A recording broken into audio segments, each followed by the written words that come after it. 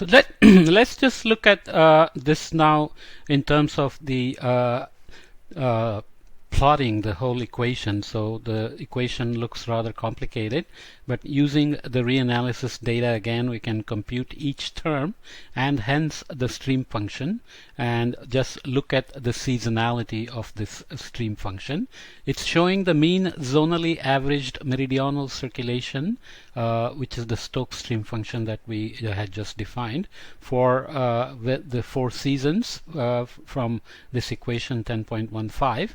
And the zonal velocity components are also put on top to show the westerly jet that sits affected by these eddy fluxes, because we are still talking about how the eddy fluxes affect the mean flow and how the equilibrium is brought again by the induced meridional circulation, right? So the shaded areas below are shown for surface elevation. So this is June, July, August. It's kind of switched around, but September, October, November, March, April, DJF and MAM.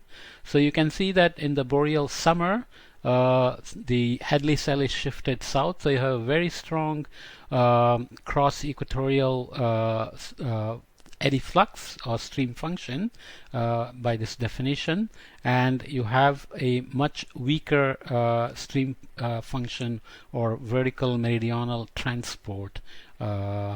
It's not just transport, it's a combination of these things. So remember this form that looks okay, has the eddy momentum, eddy heat and eddy momentum fluxes, as well as diabatic heating and the dissipation terms, which are all these terms. So all together, when you have fall months and the sun is beginning to head towards the southern hemisphere, ITCZ changes, and then the winter hemisphere is not as strong anymore, so the weaker cross-equatorial flow and the changes in the northern hemisphere. Strong westerly jet here that weakens, begins to strengthen here, gets stronger in the winter months, and now you can see the complete shift of the circulation. The circulation here is counterclockwise, whereas here it's clockwise, and you can see again the cross-equatorial flow. There are the impacts of orography clearly seen here in terms of the induced circulation, even here. Okay, you can see that. So the zonal mean meridional sections still have these mountains and other orographies that create eddies and instabilities that affect the stream function in the way we have done the zonal average.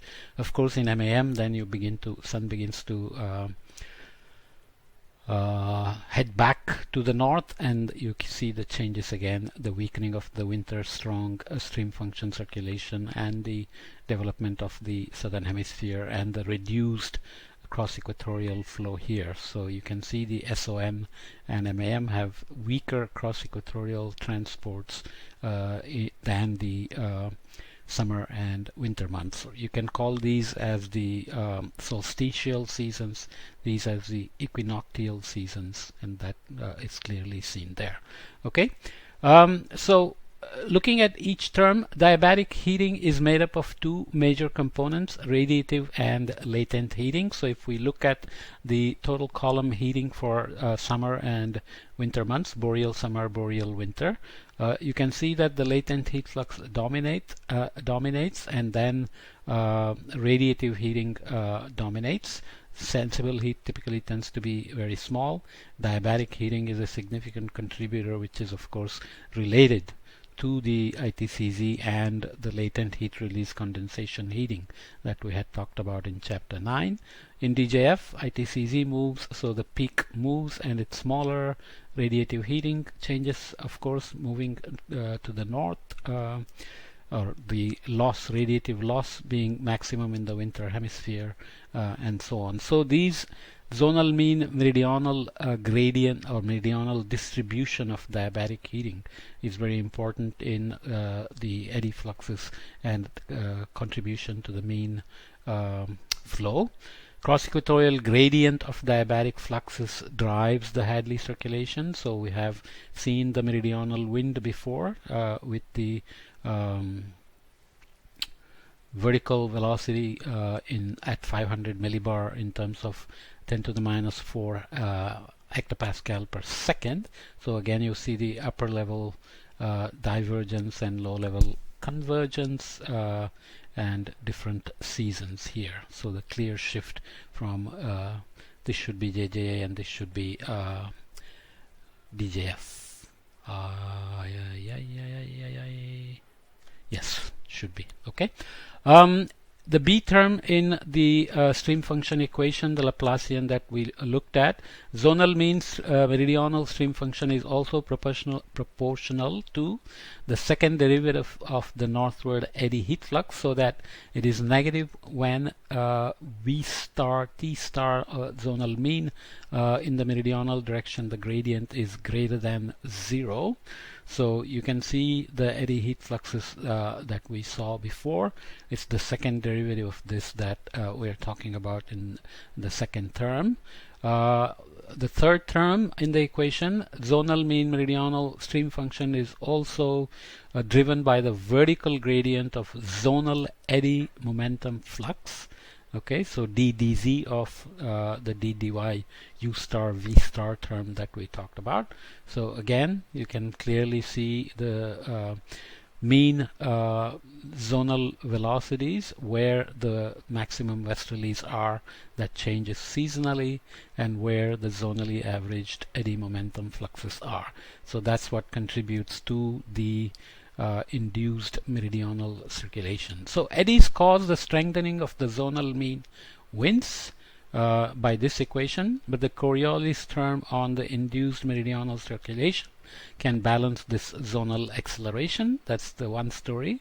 But when we do the zonal mean study like this, the westerly duct and the tropical upper tropospheric trough are not explained by the zonally averaged diabatic heating. So the details are missing there, which we will look at in the next chapter. Okay. The last piece of this chapter is to understand whether the way it's presented here is the complete story in terms of the tropical influence on the extratropics. The details of the Hadley cell and where it ends are kind of skipped over here, so I'm going to just briefly discuss that, because that's a very important open question as well, and it's not as simple as it is made out to be in this chapter, which we will revisit in the full 3D circulation.